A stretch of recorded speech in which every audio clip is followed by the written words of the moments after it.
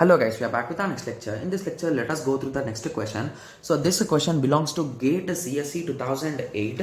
So the question is, choose the correct option, fill question mark 1, okay, and question mark 2, okay, so that the program below prints an input string in a reverse order. Okay, so this question seems to be interesting. So if I insert ABC, it should give CBA as the output. Okay, yes, so let us try this, guys. Okay, and assure that the input string is terminated by a new line character. Okay, so let us start. Okay, so yes, so the main function we are having here, so print enter text. So somehow you took the input. Okay, so now you are doing the reverse of that string. So now you are coming here. Okay, so now you need to do some condition here and you need to do some operation here. So what you will do, so that it will result in the reverse of the string, guys. Okay, so I think we should analyze the options first of all, right? Yes.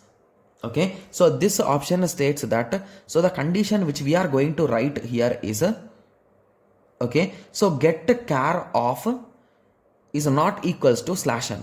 Okay, so this condition is same, this condition is almost same, this condition is also same, right? Almost, I'm saying they are not exactly same, almost. Okay, yes. So if you observe carefully, okay, so you can eliminate one option, guys. So here in this option we are checking C is not equals to /n. So what is this C, guys? First of all, so you need to check the whole string, right? So in that string you should take one character at a time, but here you are directly doing C factorial. C is not equals to, so this is not possible, right? Yes. Okay, so again the similar issue with this also.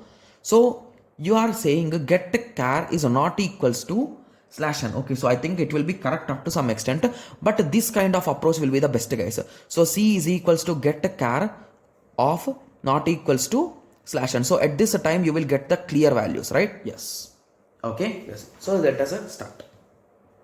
Okay, so let us see the differences between them, guys. Okay, so I think option A is also wrong because of this reason. So basically we should assign it to some value and you should check, right? Yes. Okay, so option A could also be correct. Okay, yes. Okay, and there is an issue in option A also. So after doing the condition check, what we should do, guys, we should print something, right? Yes, but here what we are doing, we are getting something. So hence this option is wrong, at least from here, right? Yes. So now option A and C are completely wrong. So now you need to check option 2 and D. So now, okay, so again in option B also same issue. You are not printing thing, you are getting thing. So what you will take input, guys, you should reversely print it, right? Yes. So I think option D should be the correct answer. So according to my analysis, D is the correct answer. So let us test it. Okay, yes. So our input string is A, B, C. Okay, so it is a recursive call. So here we are having, right? Yes. So first R of A, B, C. Okay, so what it will call? It will call it will check the condition. So whether there is a string, yes, there is a string. So it will check with a C. So C is not equals to that thing. Yes, so it is not equal. Okay, so let us start from a single letter. So it will start with A, guys. Okay, yes.